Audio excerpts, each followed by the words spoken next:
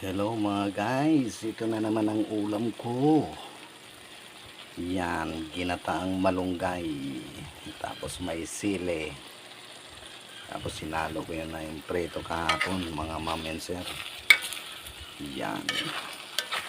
Yan naman. Diba? Sile palang ulam na. Siyempre, basta may gulay, may kasama yan mga ma'am and sir na pinritong itlog.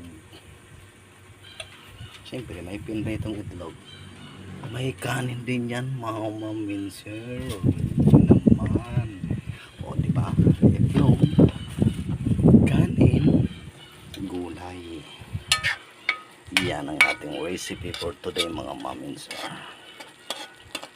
Ginataang gulay na may halong prito, na may halong sele. Yan, kumusta na po tayo mga ma'am and sir? Lagi mo natin tatandaan, lagi tayong mag-iingat kung saan man tayo pupunta mga ma'am and sir. Sobrang init ngayon mga ma'am and sir.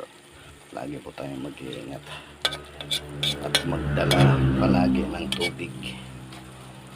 Yan ang lagi natin tatandaan mga ma'am and sir, kasi hindi natin alam ang panahon. Yan mga ma'am and sir. And papalo naman mga ma'am and sir, follow pa ko kayo kagad, legit po yan mga ma'am and sir. And thank you so much, and hanggang dito na lang yung aking video mga ma'am and sir. Bye bye. Ginataan na gulay, diba? Itlog, kanin, itlog, ginataan gulay na may sili, na may halong pinreto. Bye bye.